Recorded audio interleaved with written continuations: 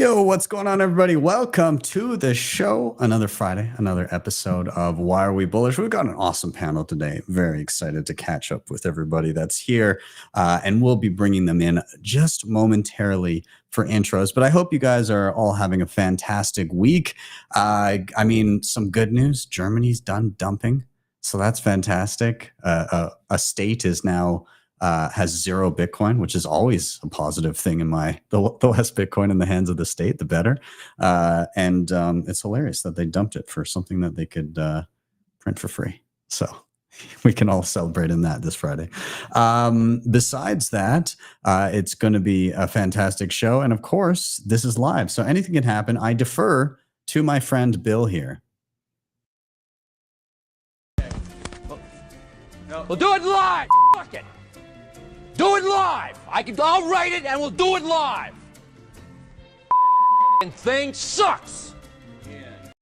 If you have not already, please do like, subscribe, share, all those things. They help a ton getting this content in front of more eyeballs. I am Ben with the BTC Sessions. This is your daily session.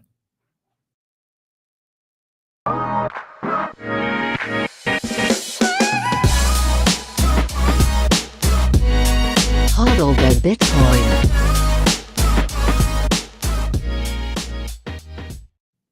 Before we bring in our guests, let's take a quick look at where we are in the market right now. I am pulling up timechaincalendar.com and simultaneously I'm going to get that live chat over there on the right. Everything you say in there from here on in is live for the world to see, for better or worse. And back to Timechain Calendar, we're sitting at $57,654 per coin. A single US dollar will snag you 1,734 sats. And in terms of fees, still single digits, 9 sats next block, anytime fee, 7 sats per VByte, and Bitcoin mined, 19.72 million of them. That is 93.92% of the total supply. We're going to give a quick shout out to our sponsors, and then we will bring in our guests. So we'll see you in just a moment. Mission to enable independence by being one of the easiest and quickest ways to purchase Bitcoin in Canada and the US. And the best part about it, every buy goes directly into your own self-custody. They never hold your coins. You can add a Bitcoin address as part of onboarding. There's a transparent 1% spread, no hidden fees, no withdrawal fees. Plus they have KYC free sells and bill payments on their website. They're also a publicly traded company under the ticker BTCW on the TSXV. Check them out over at bitcoinwell.com. Check out my full tutorial on how to use them, and you can check out the links in the show notes down below and sign up today. Allows you to borrow against your Bitcoin in a non-custodial way. Collateral is held in a 3 of 4 distributed multi-sig with trusted parties. It provides institutional liquidity providers, loan periods of up to 5 years with flexible conditions and the best rates. And best of all, no rehypothecation of your funds. If you want to check them out today, head over to DEBIFI.com or hit the link in the show notes down below. All right, we are back in, and it's time to bring in our guests for the show. So I want to welcome to the stage Sean, Phil, and Alana. I'm very excited to have them all, and we're going to do a quick round of intros right now to get you guys familiar with them. Sean, many-time returning guest of the show, also much taller than me. I need some said. But dude, very glad to have you. I haven't seen you in person since El Salvador. You killed it down there, and it was fantastic. So give yourself an intro. Who are you? What do you do? Thanks, Ben. My name's Sean Harris, and this is my 4th or 5th time on the show, and I love it every time. It's an honor. And I'm a retired professional basketball player overseas. Currently, I work in the healthcare sphere and did the halving party this year in El Salvador. So with the meme factory. So love it. It was a great time, man. I really, really enjoyed my time there. And yeah, you guys put on a great event. So I hope to see it again in 4 years. Yes. Oh, you will be there. Alana will have a documentary there as well, because she also had a documentary going. So fantastic. Also on the halving. Yeah, I'll say my halving story when it's my turn. Awesome. I love it. So I'll toss it to Phil first. Phil, We got to share a panel at Pacific Bitcoin last year together, and I seem to catch up with you in various places around the world. So welcome to the show, and feel free, give yourself an intro. Who are you? What do you do? Yes, Ben. Yes, I'm the author of the Book of Satoshi, and this is about the writings of Satoshi Nakamoto, the creator. I noticed that back then it's like, wow, whatever happens to Bitcoin, and obviously it was extremely bullish anyway. The writings, because it seems like it was pretty much gone, will be historical value. The more decades passes, the more value it is to know a little bit more about this modern Galileo, basically. Yeah, I'm originally from Canada, but I live in the U.S. since '96. So you escaped, is what you're saying. I didn't say it. I just thought about it. Now, I've got a question about your book.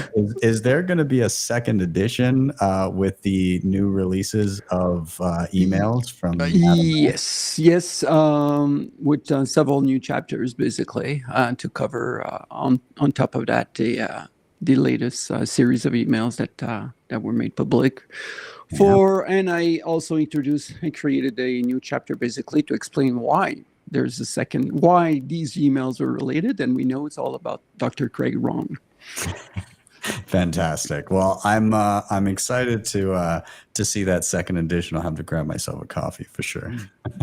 And Alana, thank you for being here as well. First time on the show. So can you give yourself a little intro? Well, thank you for having me. It's an honor to be here with you guys. I am Alana Mediavilla, or Mediavilla, and I am the director and executive producer for Dirty Coin, which is a documentary about Bitcoin mining. And I have spent over 2 years working on it. We recorded across 4 different continents for the film, visiting different Bitcoin mining operations. And we also put out Stranded last year, and that has won a lot of awards at short film festivals. And that opened the door for Dirty Coin in many ways. And it was our proof of concept. And so Dirty Coin is out now. We premiered it at the Having Party in Warsaw at the Bitcoin Film Festival. And so we premiered on 4/20/2024, which in the European time zone was the halving. So that's my halving story. I feel like North America and South America got rugged a little bit with with all of that. That's unfortunate. I was so happy I was in Europe, because if I would have been in the States, I would have missed it. So I'm very happy I was in Europe. Yeah, no, that's super awesome, and congrats on all the success with both endeavors. That's really, really exciting. And I've seen clips and everything, but I've not seen Dirty Coin in its entirety, and I need it in my life. It needs to change. Where can people find it? So right now we're doing special screenings across the world, and anybody that wants to screen the movie can, and they can pay in Bitcoin for their license fee or fiat, or, we accept many, many different ways of payment. And people can screen it. And then we are going to have a global theatrical release on October 31st. So right now, everything that we're raising from these private screening events, through sponsorships, through ticket sales, everything that we're raising, we're basically bootstrapping our marketing for October 31st so that we can be in as many theaters in as many languages across the world. That's an excellent date to choose, by the way. Awesome. Awesome. Well, we are going to dive into the show, but not before letting everybody know that Vake, his wife, just announced that she's leaving him for Big Sean. She said only men taller than 6 feet can turn her on. So congratulations, Sean. My condolences, Vake. I got a girlfriend already, Vake, so on my way. Sean, I think you're capable of many girlfriends based on the height. So I'm sure his girlfriend disagrees. Yeah, I know. I agree. Yeah.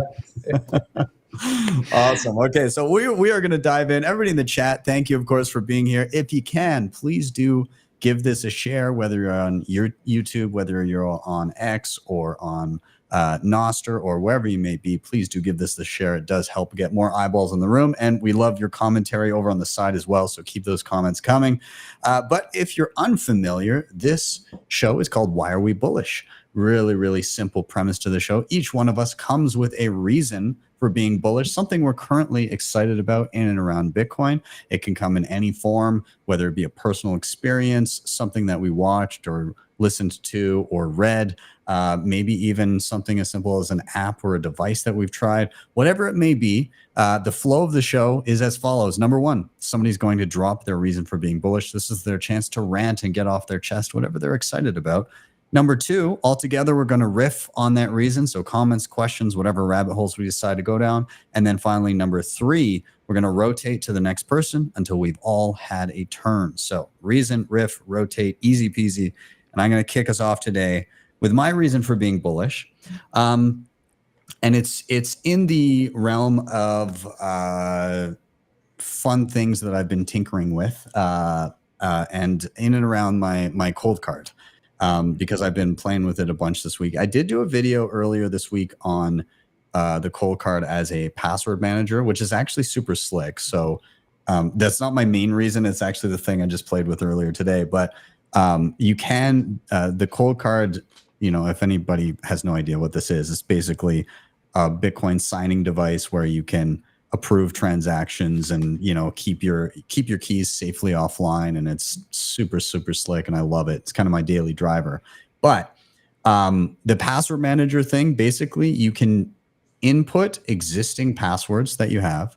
You can generate random passwords with the device using the entropy within it and store them.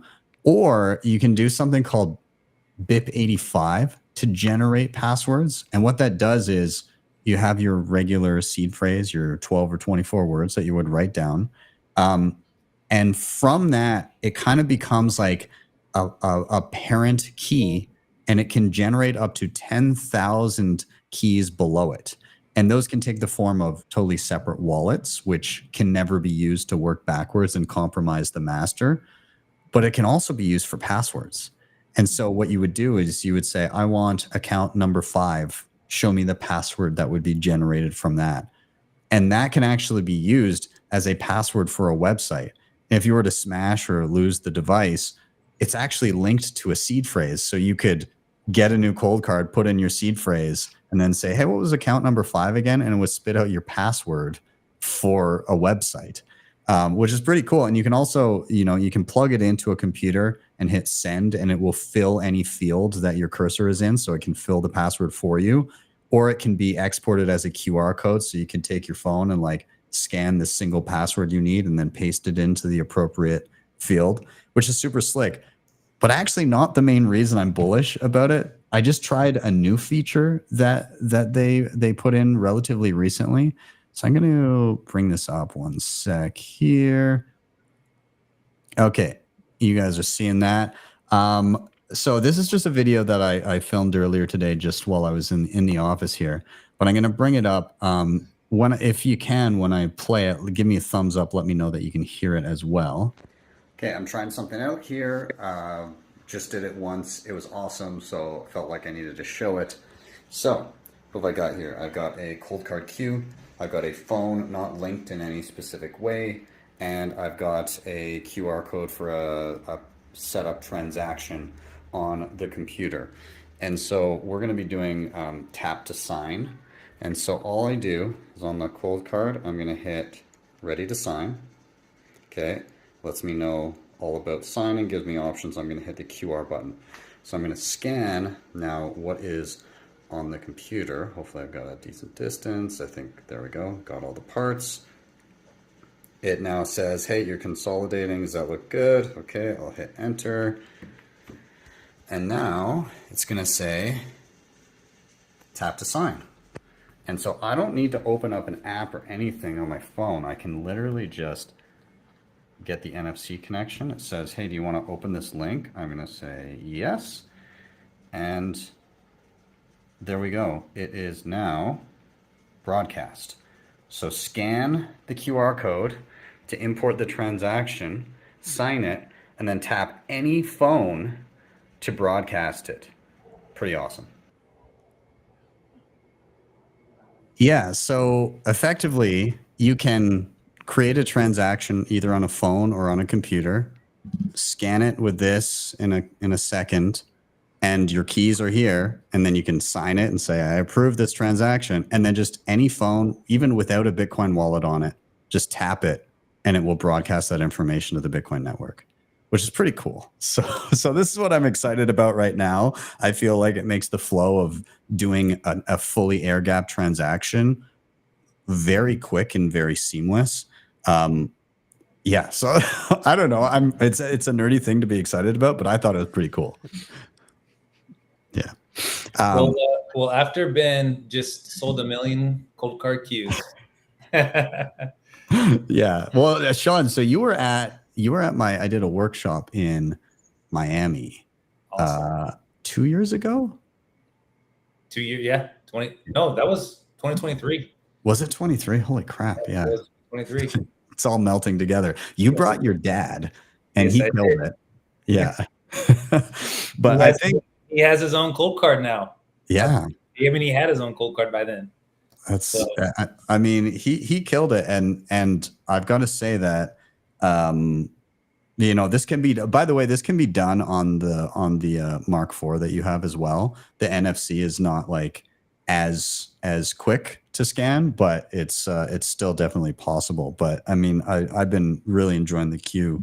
So yeah, I don't know. I guess I'll just kind of open it up to you guys, and my general question, because I know that not everybody's using like the cold card queue. Not everybody has exactly the same hardware, but just as a general question, what you know, what kind of hardware experiences have you had? Do you enjoy specific devices? You know, what do you look for in a hardware wallet if you're trying to choose one? And I'll let anybody dive in that wants to answer. I want to start. I love being in conversations like this because I live and breathe Bitcoin, and yet there's still so much in so many areas that I it's completely new for me. So I remember I bought a ledger because I was like, all right, it's been forever. I don't have a hardware wallet. I really need to get a hardware wallet. I've survived just fine, so whatever. And then I got a ledger, and then that same week there was like some scare on Twitter that happened, and I was like, fuck. Well, now I'm not. Oh, sorry, I don't know if I'm supposed to. You can say I will whatever stop. the fuck you want, Alana. Okay. So I was like, oh, all right, I'm just not gonna do that. So I have, in terms of hardware, so I'm really happy to have heard you talking about cold card, and I know that I need another solution, and I've been to a couple of pitches where different people are pitching different hardware solutions, and I'm super excited about all of those. But I haven't really chosen one for myself, and what's going to be the right thing for me and what's going to be the right thing for my family, because my husband and my kids are also, using Bitcoin. So I feel like I'm responsible for giving them like the best information that I can give them. Yeah. And I haven't been able to find that. So that's my answer. Well, if you ever need a hookup, let me know. I can maybe work some magic for you. I would love that. Thank you. Awesome. I think my favorite hardware device is the JBL speaker. Yellow's JBL speaker, by the way. Yellow does not approve. He's very upset. And, but if we're talking about Bitcoin signing devices, I myself use a cold card. I used to have a ledger, and then one day, one of my good friends, Adriel, kept talking to me about how Ledger Live that's not your own node, and so you have to trust Ledger Live's node. And so I think there's a ton of different signing devices that you can use, and I like how you call it a signing device, because to me that's more of what it is than a hardware wallet. We just use the term wallet because that's what we're used to in the fiat world, but it gives you access to the Bitcoin by signing those keys. And so I do love the BIP85, or as Ben calls it, the Uncle Jim mode.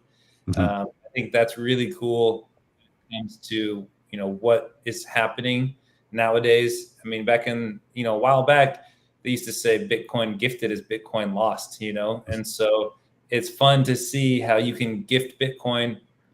You can give someone their seed phrase, and if they lose that seed phrase, you still have that seed phrase backed up for them. And I think that's what's really cool, is there's just so many things.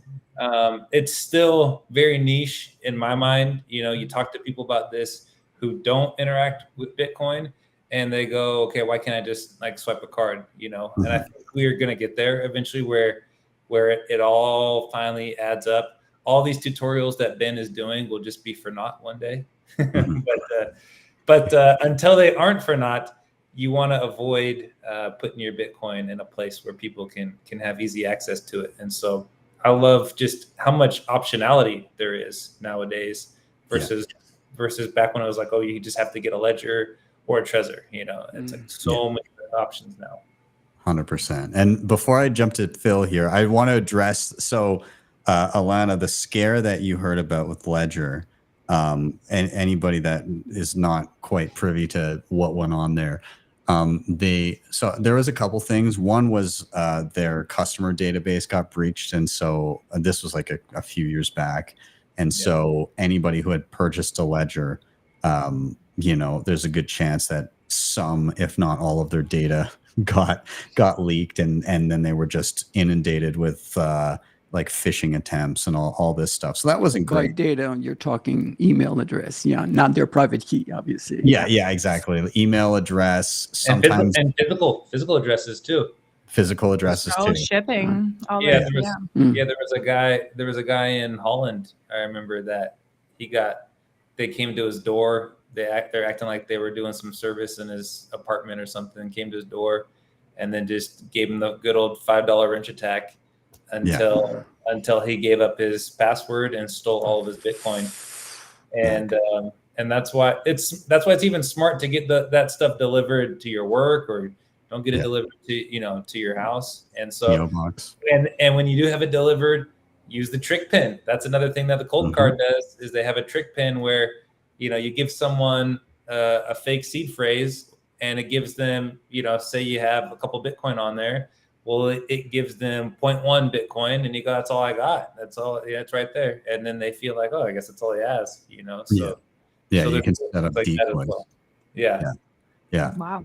And the secondary thing about the Ledger that I was going to quickly mention was the big one that kind of had a lot of people end up migrating to other solutions. I was busy as hell for the past calendar year of people being like, I want to move from Ledger to Cold Card. And so I would like walk people through it.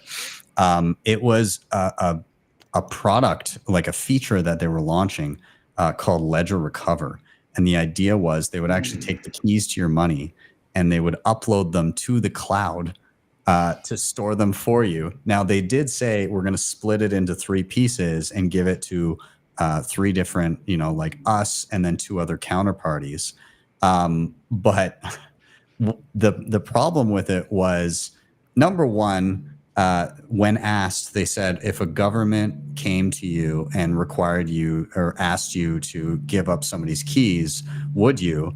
And the answer that they had was, well, if they required us to, then we would have to. But that's very unlikely, which isn't a great answer. Wow. Unlikely. Yeah, exactly. Extremely likely. Yeah, exactly. Even in Canada, that could have come very close to happening if that was a feature that existed at that point. But then secondarily, people were like, okay, well, how can I confirm that this is not already active and working on my device? And the answer was, you can't, because it's not open source. And so that was the main issue that people had. Now, I wouldn't advise people to move hastily and try to quickly move money, because it's not like, in all likelihood, you're not going to get like rug pulled tomorrow. It's more the trajectory of these types of products and services and policies that is worrying to some. And so I think it's reasonable that people had concerns and then opted to responsibly and conscientiously gradually shift to another solution. I think that's, if somebody's going to do that, that's the best solution, rather than knee jerk, oh, quick, I need to move everything, and then make a mistake along the way. So yeah. Anyways, I digress. Phil, I'm going to toss it to you. Now, watch, the next answer will be, I use a Ledger. No, I actually had a boat accident on Lake Tahoe, and it's 1,500 feet deep. So I lost all my keys and the hardware, everything. It's at the bottom. So yeah. And so when you don't have anything, you don't have to worry about it, right? yeah, we gotta start dragging the bottom of that lake and see what we can come up with. Oh, damn. Have you had decent, like, when you've dealt with any type of hardware? Has it Well, been my first wallet was the Bitcoin software. Yeah. With wallet.dat, whatever that is. And yeah, it's a little bit stressful when you think about it today. And then switched to Nano Ledger before my boat accident. And yeah. That's great. And eventually, I did buy a cold card. Nice. So once I buy back those Bitcoins, then you'll buy them back at the top of the market, right? of course, yes, I'm waiting for it to go up before. Perfect. If there's one thing I've learned about hardware wallets is they're like magnets to water. It's crazy. Like if you get near a body of water, they literally just fly out of your pocket and just straight in. It's a dangerous thing. I don't know why they designed that way. Yeah, I learned my lesson though. Yeah, absolutely. Yeah. Well, yeah. So I'll put a bow on this topic, but I will encourage people, like, if you're kind of sitting at a place where you're uncertain, and you haven't made a move, or you're not quite sure, take a day, look at a few different options, look at a few videos, and then just based on your preferences, just pull the trigger on something, because don't let perfect be the enemy of good. Because if you do nothing, that's always going to be worse than doing something. And so, self-custody on a hot wallet is better than a custodial exchange. Self-custody in hardware is better than a hot wallet. And so you can take those steps and if you get onto hardware that you're like, nah, I don't know if this is the best thing, you can always migrate to something that you prefer after that. But don't let a little bit of uncertainty stop you entirely in your tracks. That's what I'll say in general to people watching. So with that, I'll put a bow on this topic, and we'll do our first rotation. Again, everybody in the chat, everybody that's watching on YouTube or X or Noster, thanks for being here. Of course, give this a share wherever you can. It really does help. And with that, I'm going to toss it to Sean first, and I'm going to queue you up with the same question everybody will get. Why are you bullish? So the reason why I'm bullish on Bitcoin lately is because I would say, when I first got into Bitcoin, and Ben, you got into Bitcoin a little bit before, or a lot before I did, actually, a couple of years before me. I remember it was like, you buy this thing, like, quit your job, it's going to the moon, blah, blah, blah. And then over time, over a cycle and over years, you see a lot of those same people who say, quit your job after you buy this thing. Now it's like, no, these people are becoming more successful. They're like people, we're just seeing more and more. And I know it's like cliche to say the people, but I really do believe that something that I'm seeing about the people in Bitcoin is that we're getting people from all different walks of life that are being extremely successful in their own areas. Whether it's filmmaking or being an author or starting up a business, right? And education, like all these things that you guys are doing here. I think it's really cool for me to see, you're seeing these politicians that are even coming to it. And I'm not about the politicians. It's just something that you're seeing is becoming like a platform for them. And so, Dell, the owner of Dell, it's like, and it's not to create heroes in Bitcoin. It's just, there's more and more successful people that are starting to understand what Bitcoin is. And they're starting to be successful regardless if they ever touched Bitcoin or not, they'd be successful anyway. And they're realizing what an advantage Bitcoin gives them. It's like when the internet was around and the people that were already going to be successful no matter what, then they realize, well, if I plug in what I'm doing into the internet, then I become even more successful. And so that's what I see is there's just people all over the world that have caught the vision of Bitcoin. It's not stopping. And it's actually the people that are setting the example for those around them. And for me, that's just so cool to watch. It's no longer quit your job, buy Bitcoin and quit your job. It's like, no, I'm getting a better job. I'm making more money so I can stack harder. And because I know that this thing is scarce. And if it's scarce, then it's going to hit a point where you can't buy it with fiat anymore. And so that's really what's fun for me. And that's why I'm bullish about Bitcoin lately.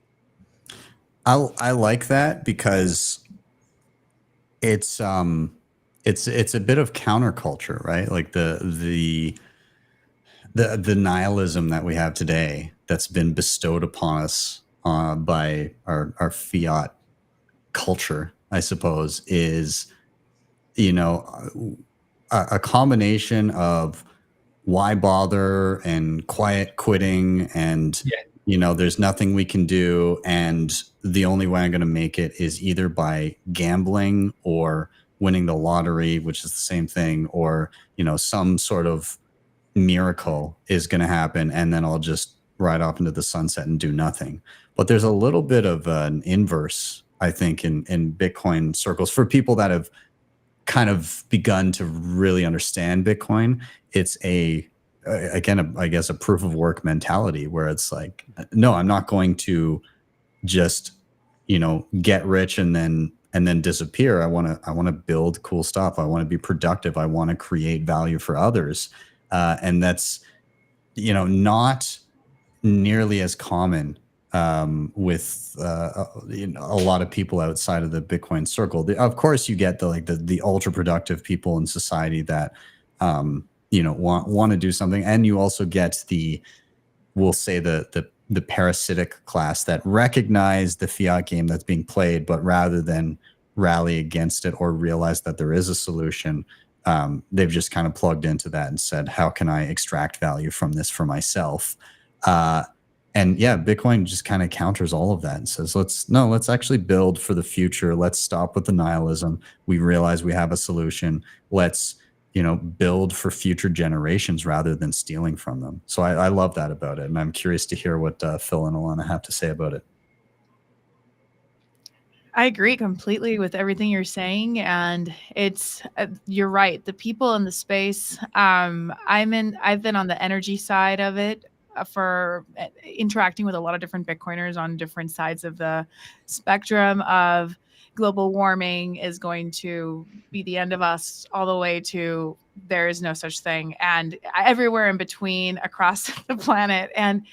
But they have different ideas, but ultimately they are all very smart, and they're very intellectual in the way that they explain themselves and what it is, the value that they see in their industry.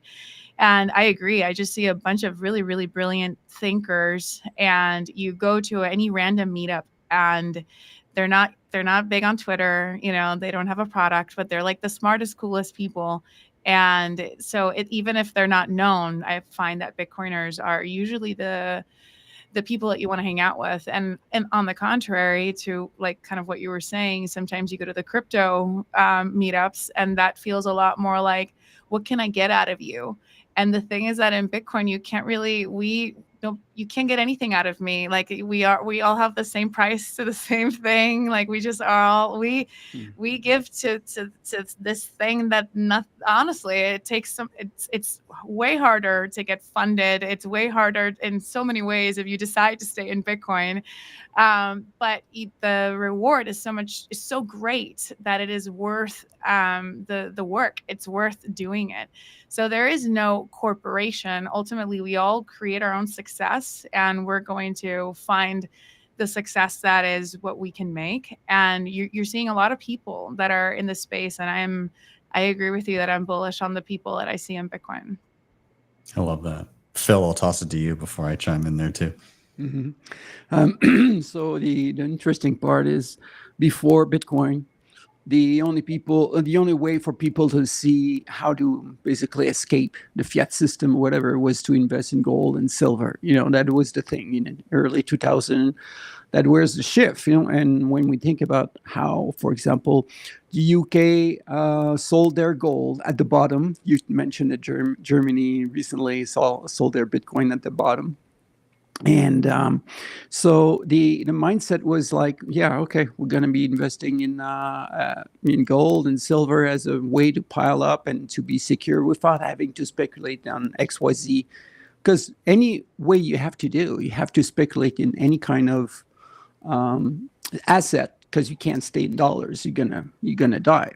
So now with Bitcoin and the fact it's 21 million and there's no Bitcoin on the moon, while there's still gold in the moon and on Mars and so on, that fits in their mindset of everyone. Just the fact that it's fixed makes it that I can invest in those things knowing it's a fixed supply. And the perception now on a long-term scale and just investing as a different perspective. So I understand what Sean was saying, and it makes sense in that sense.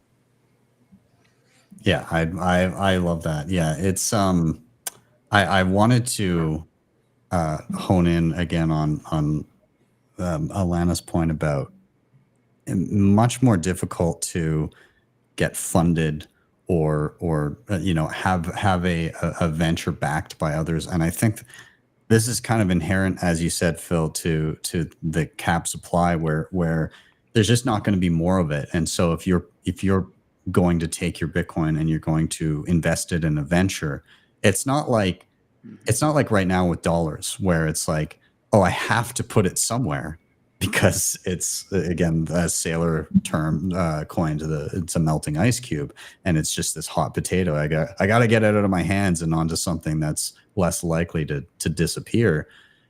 When you have a money that functions, that actually is a useful measuring stick for human ingenuity, your purchasing power goes up in lockstep with human productivity. And so you are basically making a bet that somebody's idea is going to outpace, the cumulative good ideas of all of society. And that's a tall order. And so you've got to be pretty convicted to do stuff like that. And it's an interesting dynamic because, yeah, you're less likely to spend, but that then spurs people into working harder to make better goods and services to convince you that at this point in time, it's worth parting with some sats to partake in buying those things or in investing in those things, whatever it may be. And so it just holds everything to a higher standard. The total inverse of what we have right now with, the cheap trinkety crap, the horrible food that we have, the IKEA furniture, like Cheap everything. Cheap everything. You're directly incentivized to build it that way because it's just like it's growth at all costs and everybody's money is burning a hole in their pocket. Yeah. So it's going to be more quality investment, basically, that this could be going to be the driver. And craftspeople as well, because then it's like what you're saying. It's, I want to convince you to part with, you need to create something of greater value in order to exchange. So absolutely. And what I'm already seeing, and we already see a lot of artists that are very, very successful Bitcoin artists, and just artists that are using Bitcoin as well, that don't necessarily, put the B on everything. So there's the fact that it's a payment rail that can go across borders. Like recently we tried to do a transaction from Germany to the United States. And there were so many things that we had to do and people that needed to be alerted and everything that had to happen that, and then when we did everything, here's the kicker, we were going to do it. They denied the transaction and we were like, whatever, let's just use Bitcoin. Like the fact that we can use it. And then it's like, why did we even, like, we were just trying to appease my accountant and, and I just said, look, we just use Bitcoin. We're going to have Bitcoin on the ledger. We need to figure out how we're going to be a Bitcoin business, because it's not because we are making a Bitcoin movie. It's because when you have an international business, if you are not using Bitcoin, you are in the old times. So you can have a new company and you should be using Bitcoin as a way of moving and transacting between your different offices, between your different vendors, between all of that. It's just going to be faster and way more efficient. So I see myself as basically from this point on, just kind of having a Bitcoin company. I don't know why I went on that rant, but no, But Yes. but Great. it's true. And you filmed in 4 different continents, right? Yeah. And so think about that, right? You have to swap in and out of every single currency when you go to each continent, or can you just say, hey, we don't need to use anyone's rails, we don't have to pay any exchange fees, we don't have to wire money internationally, which is a hassle, and even going back to the funded, like getting funded, that part to me is, if you think about what Bitcoiners do, right? Like getting funded in itself can some ways be fiat because it's a form of credit, right? They're giving you money for something that you really haven't done yet. And then they take away your ownership. And so then you go, do I even want to be funded, right? Like, do I want that funding? Because now it's not mine. Now I respond to someone who's telling me what I have to do. And then I owe them something that I've created. And so I think one of the things that I look at in Bitcoin is it's the whole mindset. It's not just the ownership of the Bitcoin itself, but it's the ownership of your work. And as you can create something that's actually meaningful, then you own that, and no one can take it away from you unless you let them buy it from you. And you go, okay, well, what will I allow someone to buy from me? What will I create that I will just let go?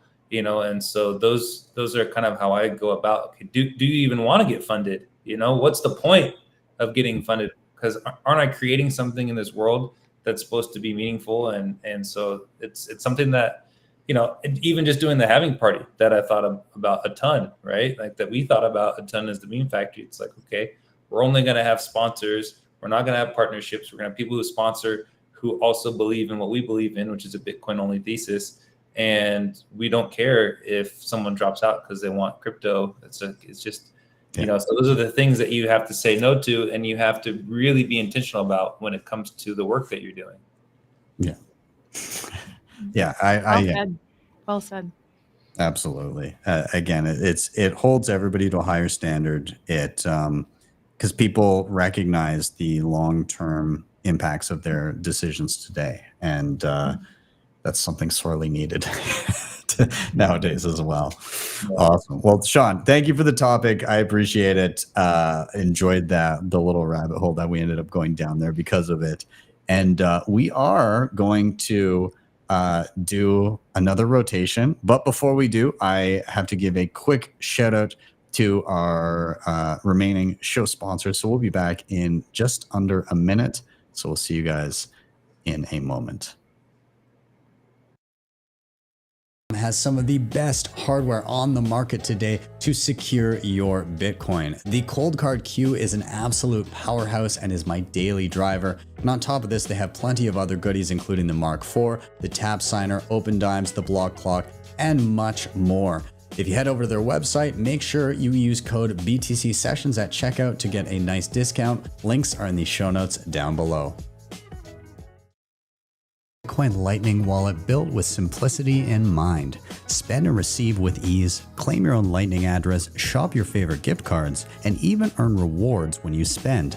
Head over to speed.app to download the app on your mobile or desktop today and use the link down below to get 5,000 sats for free and have the chance to win even more. All right, we are back in and we're about to do another rotation here. And Phil, I'm going to toss it to you next. I'm going to cue you up with the same question. Why are you bullish? So this question can have two parts. One is long term and the other is short term, And so on the long term, it's basically the concept that we all know, 21 million Bitcoin is the max, and the market effect is just, the network effect has just kept growing and growing. And it's just proven anyone who actually were skeptical 5-10 years, even well-known figures are now pro-Bitcoin, and they were picking on it 5 years, 10 years ago, and now they're all on it. So that's the one part that is really cool. The other thing is the one thing, and just a little fun. Imagine that for many people here, they were dropped into a time machine and gone back to, say, 2015 or 2018, when it was $3,000 Bitcoin, say. They would be telling themselves, mortgage your dog. We need as many Bitcoin as possible. So the perspective is like, at that time, Bitcoin is at 3,000. It's the market price. That's the value. Right now, it's 58,000. Everybody sees, well, it's 58,000. I'm not going to buy more or less or whatever that is. Yeah. And that changes when you're looking at it and with the certainty, and more people are, with time, the more people are getting more bullish, and that changes as well. That's the long term. The short term, well, the one thing that I like is obviously Trump saying that he's going to be part of the BTC, the Bitcoin convention in Tennessee, Nashville. Yeah, that's pretty remarkable. That now it's suddenly the Democrats have to change their tunes, maybe, or not as much, or whatever. I mean, it changes in terms of politics. It's really cool for that. So that's one thing where I really find this very cool. The other thing is, on the short term, pretty much every time the stock market has gone up, when Bitcoin has gone up, it's been tied up together. And when I say the stock market, I'm not talking just the Dow Jones and S&P 500, but also the Russell 2000. And the last move here was not that much. The Russell 2000 has not gone into a new all-time high. So pretty much all that money has been gone into the top 10 of the S&P 500, and it's very concentrated. It doesn't look sane at all. But Russell 2000 just went up in the last 2 days, and so if it actually keep going up like this, I mean, we're talking short term.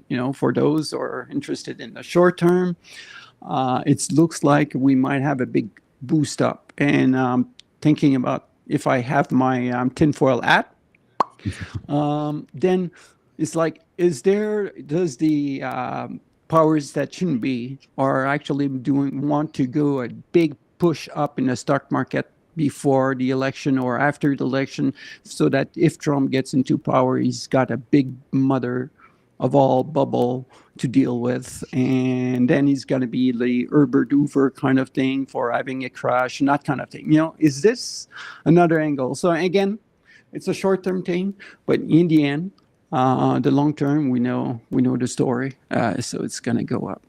Yeah, how crazy is it that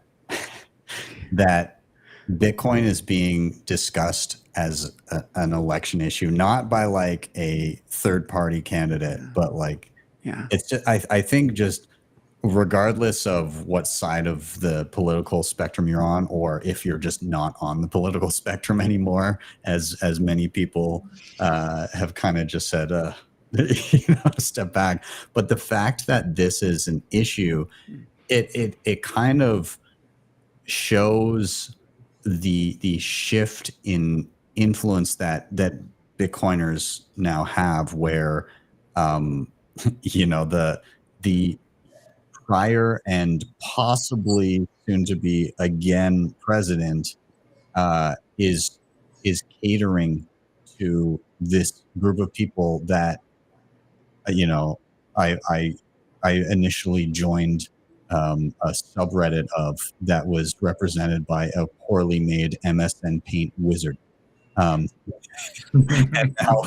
now it's influencing elections, and it's hilarious to me. But also, like, at this point in time, even if you had told me, a year ago, 2 years ago, that this would actually have some sway in a presidential election, I would have thought you were crazy. I would have thought that it would happen eventually, but it would take probably a few more cycles for that to truly play out, like maybe 8 more years or something. But here we are. And so what does that look Yeah, what does that look like in 4 years or 8 years? And are there politicians in different sides of the globe that are going to look at the outcome of this election and say like, oh, maybe that kind of helped tip things a little bit. Maybe those types of people that have been able to build a considerable amount of wealth to the point where they can, support or help out a campaign.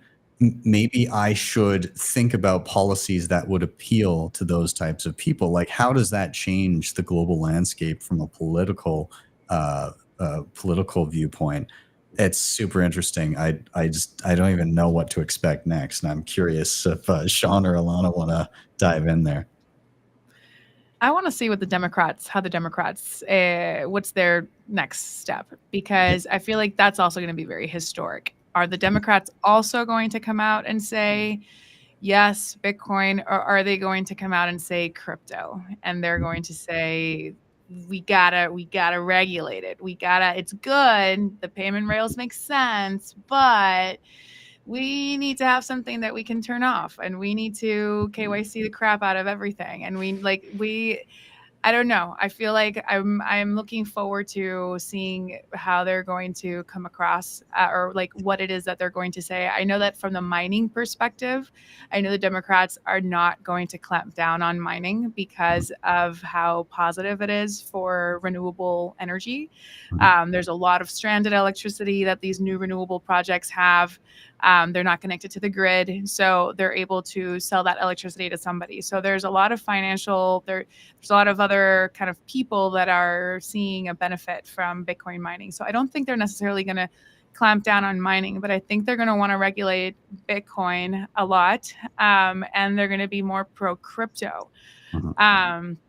And ultimately, at the end of the day, I don't see how Trump could not kind of go sideways and go left and do the same thing. Didn't he have an NFT collection? He's already been in crypto. Well, let me tell you, he has the best NFTs. Nobody makes NFTs quite like him. Okay. Yeah, they're huge. Yes. Huge.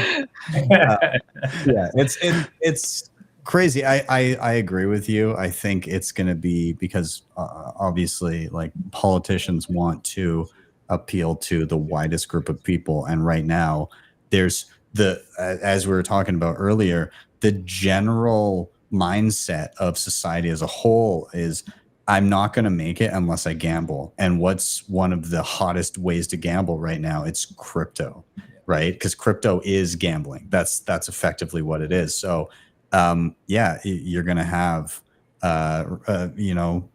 basically appealing to all of the gamblers out there, like, throw me your vote and I'll let you gamble without impedance kind of thing. I think we're in for, I initially thought we were in for like nothing but crackdowns and developers being thrown into jail, but things have kind of shifted very, very suddenly. And now I think we're in for at least the next 4 years of an absolute shitcoin extravaganza like we've never seen, which as horrible as I think that will be, I think it's also the path to people getting the best educated, because nothing teaches better than touching a hot stove. And I think people need to do that. Like, that's how we learned over the past number of years. And so I think it's coming. And I don't know, Sean, what do you think? I think it's a lot of pandering more than anything. I don't know how much Donald Trump understands about Bitcoin or not. He does keep saying he's against CBDC, so he has someone who's in his ear, who's telling him the right things, at least, which is great. And he wants to make Bitcoin American. I'm all for it. Yeah, Kelly wants to make Bitcoin Salvadoran. Everything. That's what's going to happen. And that's something that actually Max Kaiser talks about a lot, is the hash, global hash war, and where people are going to be fighting over the hash rate more than anything else, and looking for stranded energy and different ways to use energy. But I think right now it's probably a little bit of pandering. RFK spoke last year at the same conference in Miami. Maybe Trump decides to make him his running partner. Who knows? that would be kind of insane. But it would be fun to watch. I think that at 2028, more people will understand it, and it may be more of a real topic. Maybe it's something that you'll hear in the actual debate. I mean, you're hearing people like Cynthia Lummis saying, you know, it would be a good idea. You know, she's a U.S. senator saying it'd be a good idea to put Bitcoin in the U.S. reserves to bolster up the U.S. dollar. You know, and Michael Saylor says the same thing. I don't think he actually believes it. I don't think he believes that you can back the dollar with Bitcoin, but he's smart enough to know to not attack the dollar because he's got a publicly traded company. And going back to Phil's point too, with, you know, speaking of publicly traded companies, if you think about Saylor, why he even got into Bitcoin in the first place, one of them was just because he was getting ignored, right? And I think that was your point, Phil, with the Russell 2000. Is basically there's 10 businesses and every other publicly traded company gets ignored, and they just get crapped on all day long. No one wants to invest in them. They only want these 10 blue chip stocks, and everyone else is growing against inflation, and there's nothing that they can do. And so if you think about Bitcoin from a corporate finance standpoint, it's like igniting a bomb to your stock because it's volatile, and traders love volatility, people love volatility. And so you add this thing that's Bitcoin. It's new. A lot of people don't know about it still, but they know that it's volatile, and the trading volumes go up like crazy. Your stock price goes up as Bitcoin goes up. And so, you know, I definitely can foresee, you know, we've been saying this since 2020, since when was that? August of 2020, when MicroStrategy bought Bitcoin. It's 4 years later, and there's very few publicly traded companies that have followed suit. But I think you're going to start seeing more when they realize that you know, all of these analysts who come to them and tell them that there's nothing to buy, their stock's not a buy, that it's just boring. Then they go, well, maybe I might make myself interesting by doing what Saylor did, and all of a sudden they watch the Saylor effect or the Bukele effect or whatever effect you want to call it, the Bitcoin effect, as they start to plug in to what Bitcoin can do for them. And so it's a corporate finance strategy, it's a political strategy, it's an individual strategy. I mean, you win when you start to use Bitcoin. Yeah, it's the vindication, right? It's the fact that these guys haven't just lived through a bull market. It's very easy to point at them and say like, well, their timing was good, but it's all a Ponzi and it's going to fall apart. But when you have the drop that we had at the end of 2022 with the collapse of Mt. Gox, when you have that and you still have, you know, MicroStrategy and El Salvador sticking to their guns and following through with the plan in the midst of what everybody thought was going to be an absolute collapse if you were watching the mainstream media, and for them to continue adding to their reserves in the face of that, then anybody that comes out on the other side of that and they see like, oh, holy crap, like everybody thought the world was exploding and these guys were just stacking more Bitcoin.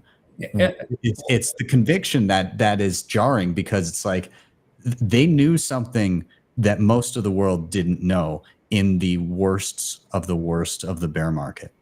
Yeah, you almost want, once you like, all you have to do is take a look at the past and you go, it's all based on the halving cycle. And as you see that, then you almost want like an FTX collapse to happen in the bear market, right? You want those things to happen because everyone else thinks that it's a Bitcoin hack. You know, that's how they word it on the news. Your aunt is telling you that Bitcoin got hacked and who's SBF and all this stuff. And you're like, no, it didn't get hacked. It's perfectly fine. Yeah. TikTok, next block.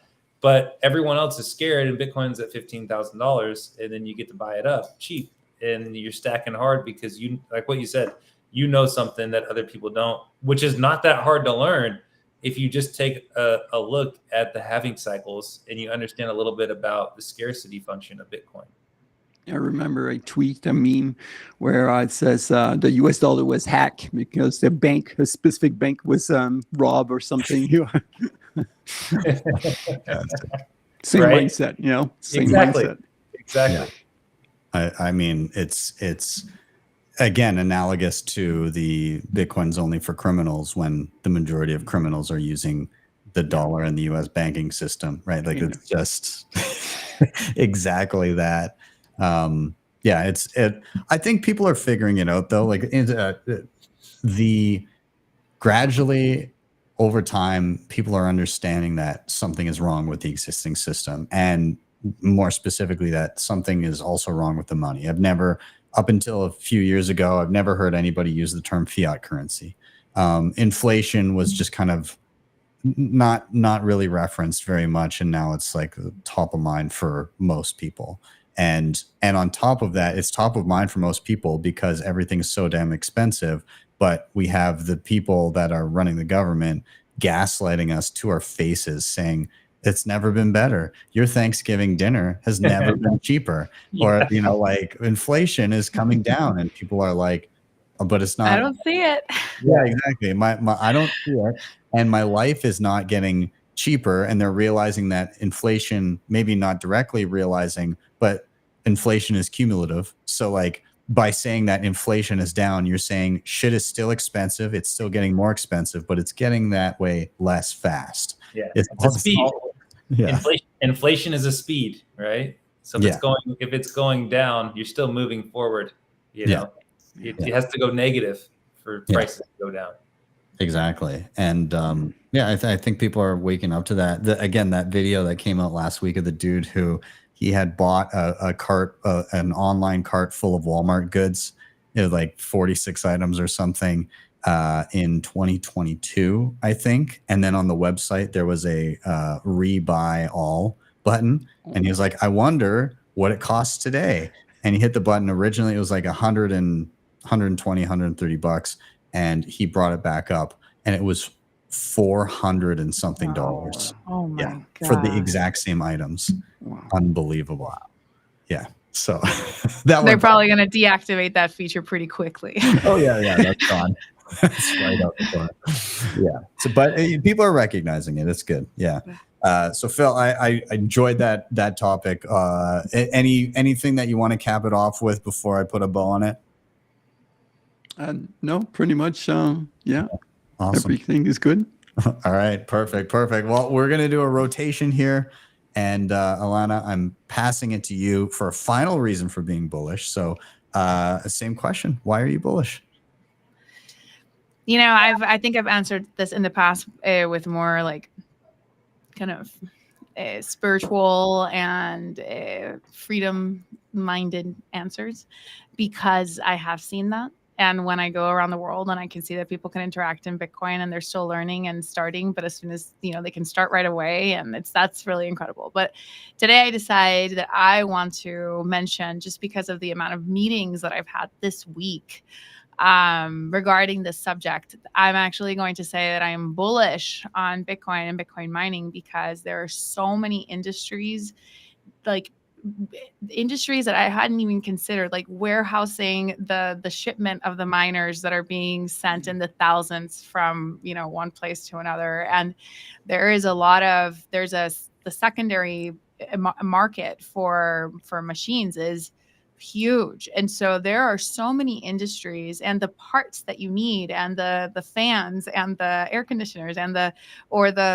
fans to remove the heat. There's so many immersion coolers. So a company that I spoke with last year, I believe it was Midas, they did not originally make their immersion cooling machines for miners. They did it for data centers and for regular data center use. But Bitcoin miners were the ones that they were able to start, you know, selling more units to them. There was just more of a demand from them to pull the heat. And so I won't speak to for them as a company, but I know of other companies that have basically now decided to just pivot and just kind of focus on the Bitcoin mining industry. And so I'm bullish on mining and proof of work, because big energy is in. I hope that, you know, Trump follows through and comes, but like Shell last year sponsored the Bitcoin conference, and then they pulled out, and I wonder what happened there. And they were going to be one of their biggest sponsors. And I'm sure they received a bunch of backlash, but what that means is big energy is in Bitcoin. Big politics are in Bitcoin. Big warehousing is in Bitcoin. There's so many different industries that are profiting from Bitcoin already, even if they don't know anything about Bitcoin, or they don't own any Bitcoin specifically, that I think that there is, or I see this bull market towards mining, and not just mining, but other similar industries that kind of serve that mining and that data center and that world of basically the hardware footprint increasing as our digital lives increase as well. So it's, and so I am seeing so much of a desire and different people contacting me that are kind of more on the hardware end, on the physical end, on the energy selling end, on the all these different ends, that I feel like that makes me really bullish, because these are really influential industries. These are really big industries. These are industries with a lot of capital, and they stand to make a lot more money as well. So I guess that part for me, it's like, I'm not saying everybody's like a saint, right? Or anything. I'm just saying that a lot of people are coming in, and they're coming in from all these different industries. And I think it's going to get so wild. And I honestly didn't think when I was making my film that 2 years ago that I would be at this place today with the movie, because I know I already see certain people that want to use the movie to kind of like basically forward their what they want to say. And so I never meant for it to be used in that way, but of course, I guess it will be. I guess I'm a little bearish on that, but I'm bullish on the industry, and I can see that it's not going away, and I can see all the different people that are getting involved, and that to me just makes me bullish on Bitcoin and energy money, and the fact that it will continue to be energy money. And I don't think anybody wants to, or anybody influential, they've tried, they couldn't beat Bitcoin. So they're just trying to see how they can join it. And so I'm seeing a lot of that, just a lot of different industries. Yeah. Do you think that over time, because it sounds, I mean, you're basically outlining how intertwined Bitcoin is becoming with so many different industries, to a point where it's going to gradually become a major portion of a lot of these things. It's just they're going to be inseparable. And so do you see that taking place to a point where the attacks begin to diminish because everybody recognizes how integral it is to what they're doing? Yes, because I think that it's better to just play the game. It's better to understand what are the mechanics at play, and they've definitely tried to attack it. And Germany dumping all their coins, they can. The way that I see it is there's definitely still kings and queens involved. There's people that have a lot of influence on the network, and we see it all the time, like these big whales. The thing is that now you have new whales, where before you really only had like a couple of kings and queens and the Pope, a couple of dynasties basically ruled the world. I kind of feel what I am seeing is now you have dynasties in Paraguay, you have dynasties in Malawi, in El Salvador. You now have like all these new, monarchs that are getting in, and a lot of actual monarchs that are getting in and are mining, or are buying, and so and then there's the plebs. We can always just use the Bitcoin, so it's a really beautiful thing. But I do think that instead of beating it, it's better to join it and to learn how to play the game.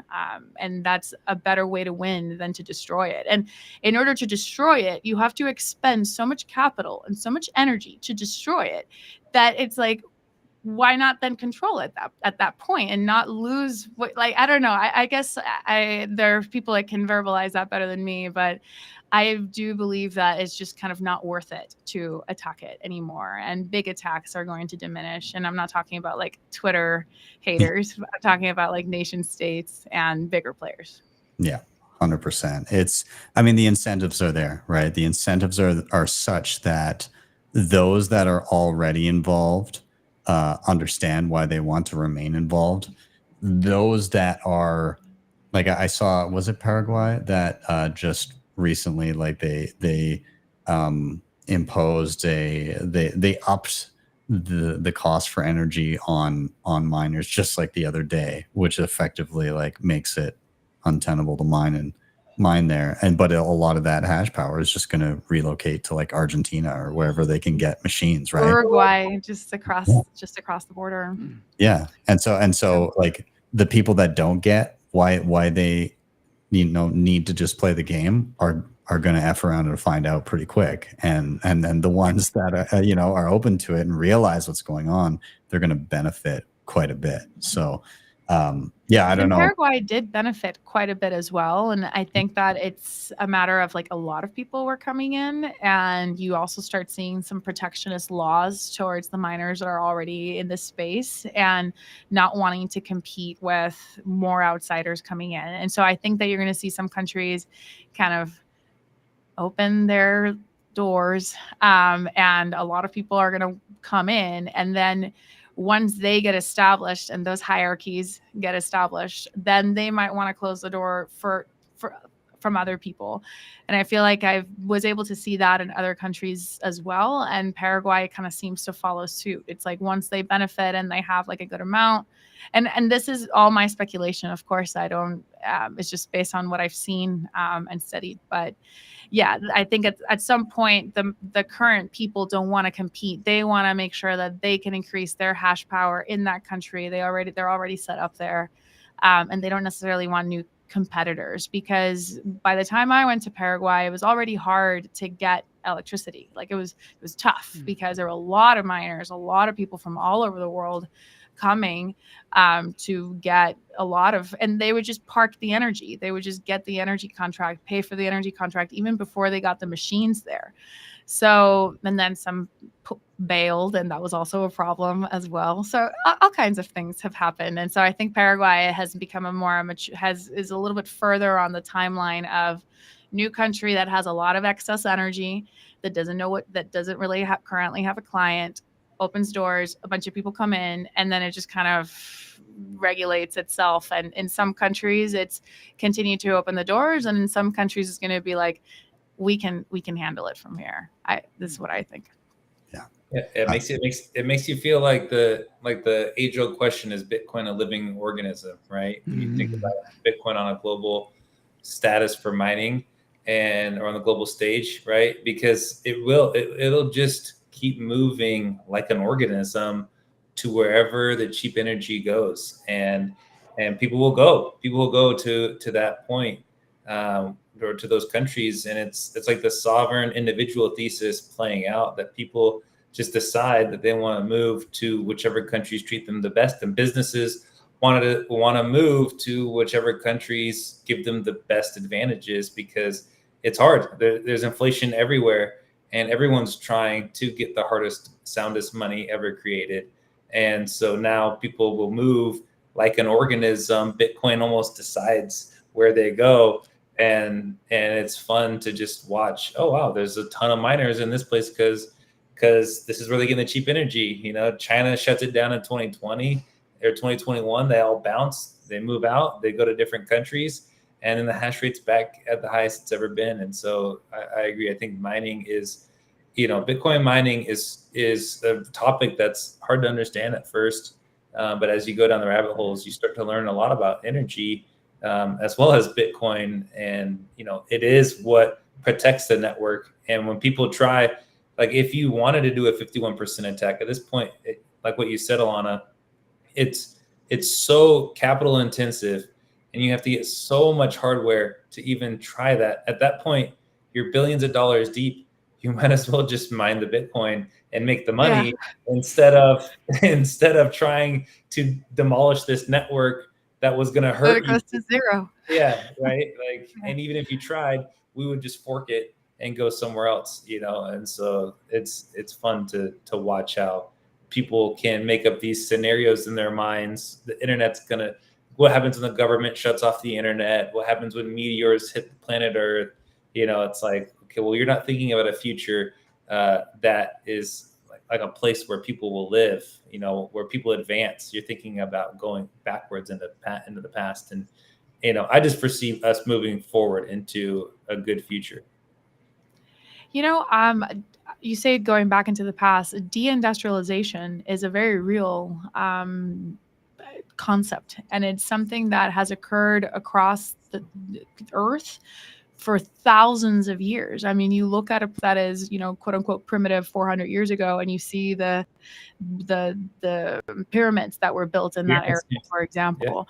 You see a lot of examples of deindustrialization, and I think it's erroneous to think that as we move forward, we get better and we get smarter and we have better technology.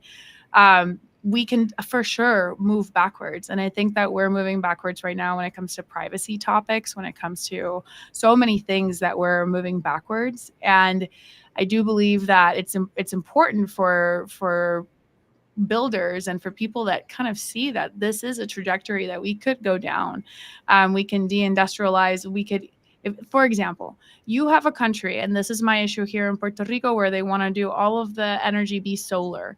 That would be a big problem. That would mean that suddenly from having 24/7-ish, because we get a lot of brownouts, but 24/7-ish access to electricity, we would now have an unreliable grid. That would mean that a few hours of the day we have no electricity. So we would actually be going backwards as a society here on this island if we were to not have any kind of peaker plant or any kind of way to like no carbon in the grid.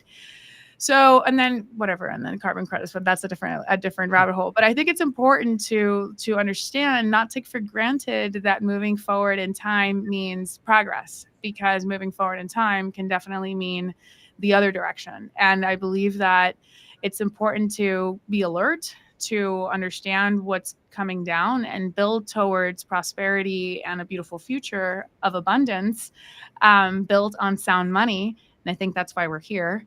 But not doing anything means we go towards deindustrialization and we go towards a darker future. I think that not doing anything is doing a favor to the people that are actively trying to cap human potential. And so if we want to blast through that, we do have the internet, we have Bitcoin, we have a lot of tools that we didn't have before. And I think that how we move forward is really important. It's really smart. And again, not take for granted that we are going to move forward positively, because it could go the other way. This chat makes me think of a guy named Paul Ehrlich.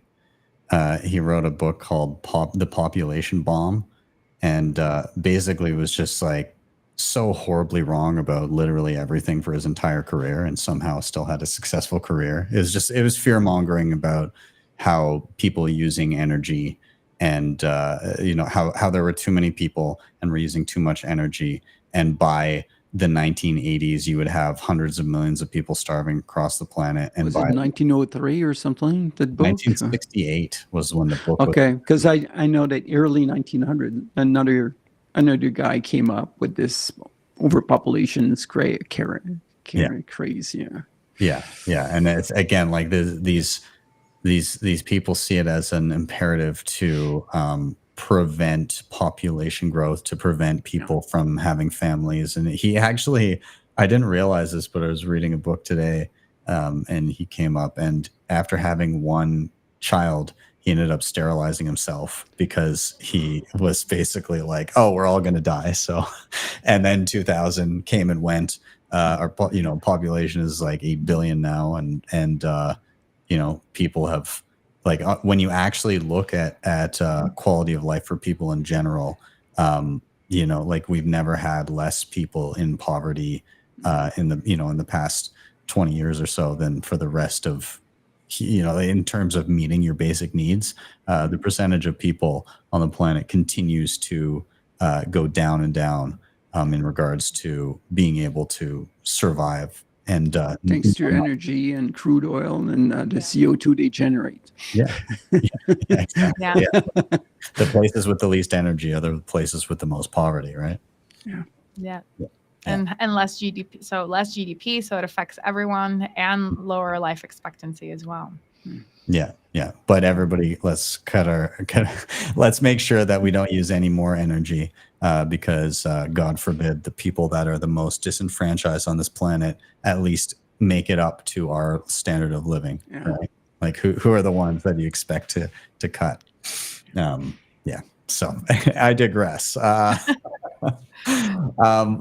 does anybody want to chime in any other thoughts on this topic before I run? Well, I can say that the energy angle is quite interesting. Yeah, definitely. There are so many parts to it that is fascinating. Obviously, when you think about Bitcoin, could still be fine with half of the miners going bankrupt today, tomorrow. Will be, or even 90%. It's just a matter of the Bitcoin network will still be operating as long as there's at least a few miners, which will always be more than that. But the point is, the recognition of the value of the Bitcoin mining by the society in general makes it more acceptable for other people that are looking on the sideline, looking at Bitcoin. And well, okay, it's not that bad finally about this Bitcoin mining stuff. So they can actually be more looking into actually getting into Bitcoin, knowing, okay, I'm not contributing to the end of the world of the planet with Bitcoin mining, that kind of thing. So it's another angle in the psychology overall. Yeah, I totally agree. All right, well, I'm gonna put a little bow on this topic. I'm conscious of time here, and we're gonna be beginning to round out. But before we do, so I like to finish the show in a certain way each time, and that is going around one last time with any final thoughts that you guys may have on any of the topics that we had today, or just a summary of your final thoughts. And also, I'd like to challenge you guys to give a recommendation, anything that you think people watching may find useful in their journey, whether it be Bitcoin or tangential to Bitcoin. But that could take any form. It could be as simple as a piece of life advice, or it could be something a bit more tangible, like a book or a movie to watch, or a website to visit, or a device to try, whatever it may be. Totally up to you. And I'll give you guys a minute to stew with that, because what I'm going to do first. Oh, and I'll also say thank you to the, wow, like 2,400-ish people that tuned in so far over the course of the episode. Much appreciated. Thank you guys. And feel free to give this a share one last time before we round out. But we're going to do a little giveaway. And I've been doing this on the Thursday show with Nico, but I'm going to start integrating it here. Our panelists are unaware of this too, so they can't cheat. But this is Bitcoin Well. And so they're in Canada and the US, and you can buy and sell Bitcoin there and pay bills and do all kinds of cool stuff. But we're going to be using the Bitcoin Well wishing well. And we're going to throw a coin in the well. And what's going to happen is you're going to see an LN URL for anywhere between 500 and up to potentially 1 million sats. And your job is to try and claim that before anybody else does. So you earn points by signing up, by buying and selling Bitcoin, and by referring friends. And then you can stack those points to throw coins in the well. So I'm going to go ahead. I'm going to throw a coin in the well right now by redeeming 500 points. And I'm going to enlarge this.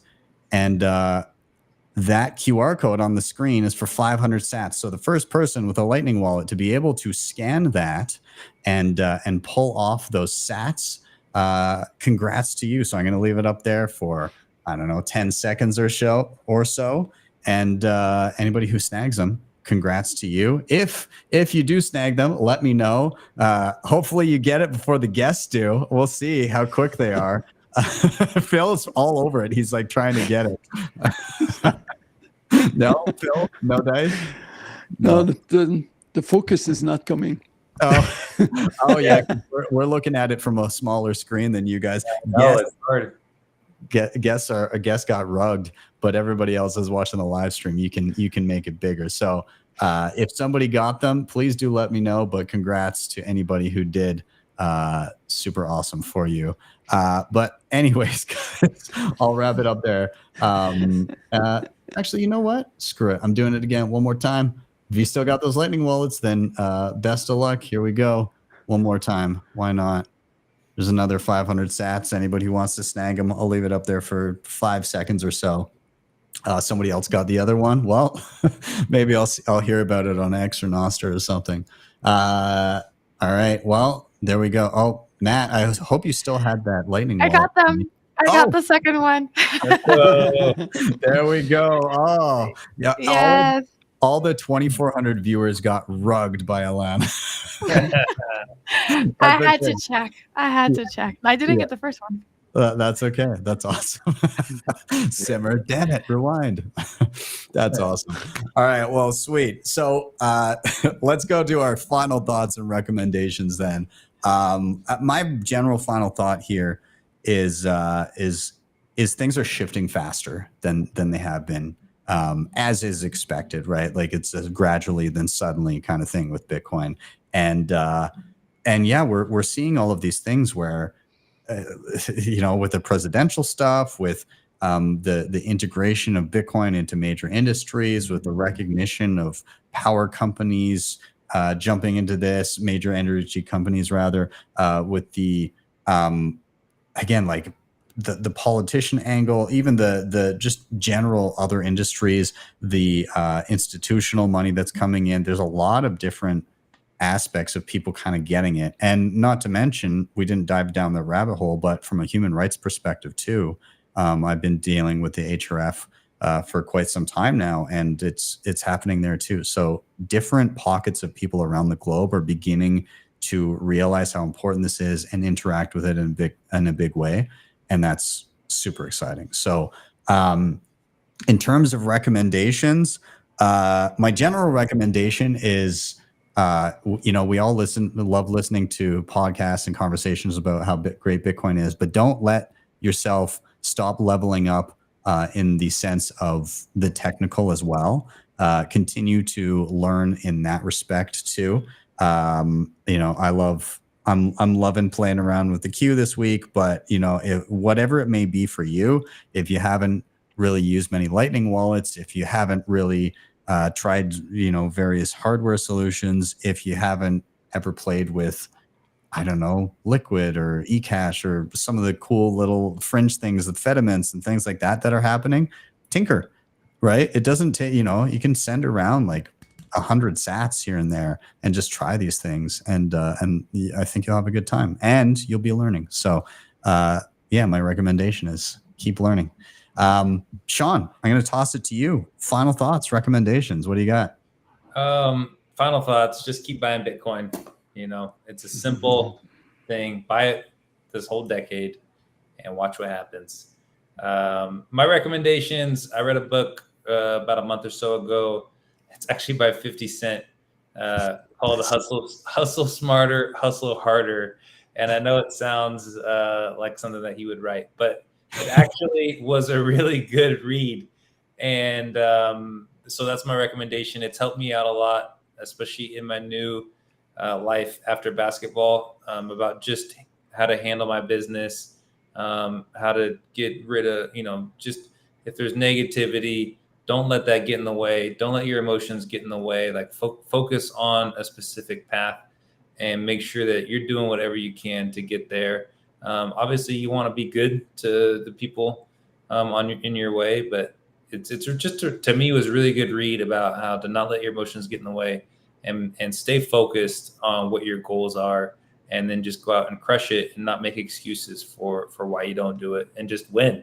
So that's a recommendation that I have. Not sure if anyone will ever read that book who's listening to this podcast, but 50 Cent, Hustle Smarter, Hustle Harder was a good read for me.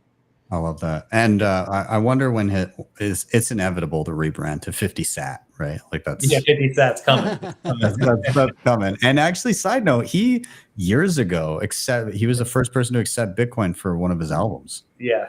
And who knows if he kept it or not. Yeah. That was like in 2014. Yeah. Yeah. Can you imagine? Oh my God. Yeah. Anyways, Phil, I'm going to toss it down to you. Final thoughts, recommendations. Go ahead. Yeah, final thought. Yeah, we'll say the same thing. Don't be bothered by the price of Bitcoin and just keep focusing that it eventually, in 10 years, it'll be a factor of 10 more. 2100. You don't know, but way more than now. Final, in terms of recommendation, I guess I have a few, but I see that many people have not, in the Bitcoin sphere, have not read that book, and it's so much a good book. The Creature from Jekyll Island from G. Edward Griffin. And if what is described in this book didn't happen, we wouldn't be talking about Bitcoin. We'll still be in a gold standard and that kind of thing. If the Federal Reserve and the fiat system was not, didn't came up, it'll be so much simpler. In the same line as this, there's the World War I, a conspiracy theory from Colbert Report. That guy is a Canadian living in Japan. ColbertReport.com, something like this, and it's really excellent. The one thing that everybody thinks World War II, yeah, it makes sense. World War II, Nazi, they were horrible, yeah. But World War I, exactly why we got into this war in the first place, and that is no, that's not. That's. Oh, maybe it is. I'll give you the link after. Okay. And the World War I, basically, it's the one of the horrible thing.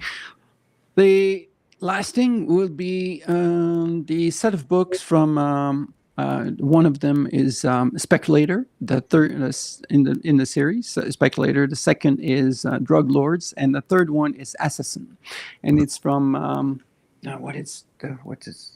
Oh gosh. He's an investor, an anarcho-capitalist, and these sets of books are really good because they pretty much it's fiction, but it's about a guy who basically in the first book is going to. He learns basically investment, but he learns how to play with all the stuff that we see in the world. Doug Casey. Doug Casey and Yes. John Hunt. Yes, Yeah. correct. Yeah, There we go. yeah. There are three good books. Yeah. So that's it. I love that. I'm gonna have to. I do enjoy some fiction from time to time. I'm gonna have to check Yeah. those out. Yeah, That's awesome. yeah. There's the spin into that. It is also give insight into investment. The mindset of an investor and how he goes through that. So it's really cool for that. That's awesome. I'm gonna have to check those out. Awesome. Well, I'll toss it to Alana finally for your final thoughts and recommendations. Go ahead. Final thoughts. If you are going to Bitcoin Nashville, I am going to have a screening of Dirty Coin on July 24th, 2024. So obviously this year and in a couple of weeks. And tickets are on Eventbrite, but if you can't afford a ticket, and you can also buy with Bitcoin, of course, and we're going to be announcing something this week.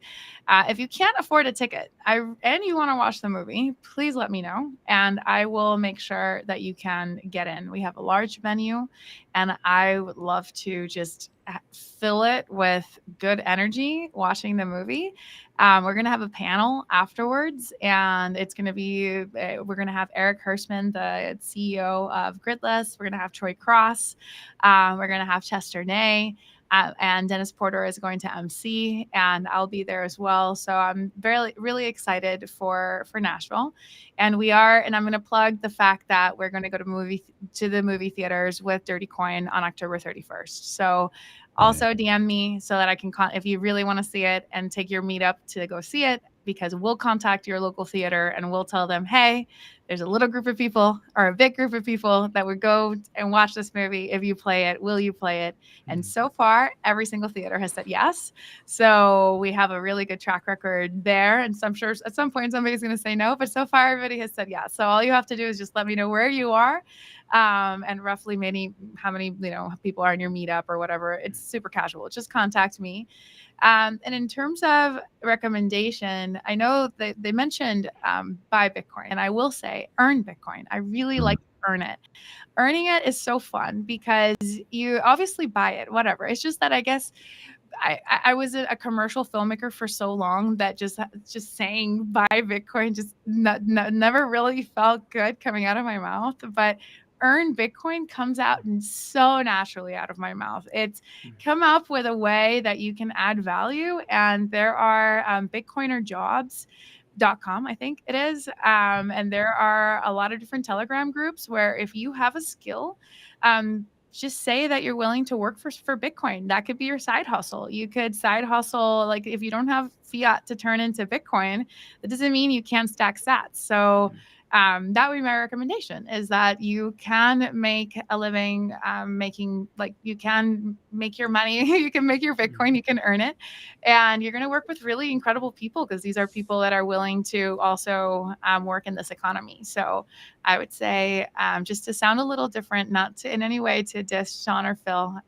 but to, in the same vein of what they were saying of just basically stack sats, you can also earn them, and that would be my recommendation. It's actually a very good point. Yeah, it's if you can stack sats by creating value for others, right? Just a different road. Love it.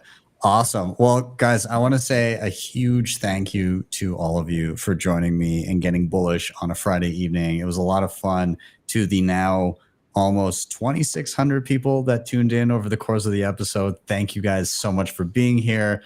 Don't forget to, of course, smash that like button, give this a share and everything. And thank you for being part of the conversation in the side chat. I always love to see people's comments and questions and everything in there as well. And for the panelists, make sure that everybody check out the show notes, because you can follow them. I've got links there for their social profile. And then you can find everything that they're doing from there. And I guess that's it. So the last thing I'll say to the panel is thanks again, and you're all welcome back anytime. Thank you. Thank you. This was super fun. Thank Thank you, guys. Oh, it's a pleasure, man. Guys, see you guys. All right. See you guys later. And everybody in the chat, everybody still watching, thank you guys for being here as well. I hope you had a good time. If you did, make sure you hit that like button. Make sure you give this a share, and make sure you're subscribed if you're not already. Of course, if you want to help the show in another way, you can hit up the previously mentioned sponsors. They're just down in the show notes down below. And I'll throw in one other thing here that I've begun mentioning at the end of the show, and that is, if you're sorting through the tutorials on the channel and you're having a little bit of difficulty, maybe you need some additional hand holding, well, I encourage you to reach out to the team that I have built over at bitcoinmentor.io. I've assembled a team of amazing Bitcoin educators. There were 350 people that applied to be part of the team. We whittled it down to like 16. And they're all amazing, and I'm super happy to be working with them. And so, yeah, you can reach out there, and people from the team, they can help you with things like key management, hardware, multisig, running a node, layer 2 solutions. Really, whatever you're looking to cover, they can help you out, and you can reach out. You can do a free discovery session, which is 15 minutes, basically just trying to figure out exactly what you're looking for and exactly what you want to learn.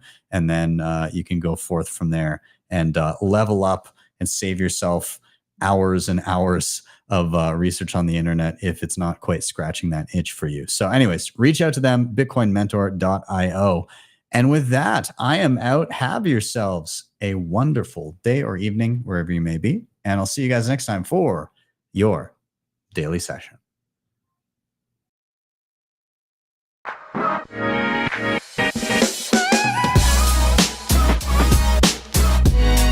HODL the Bitcoin.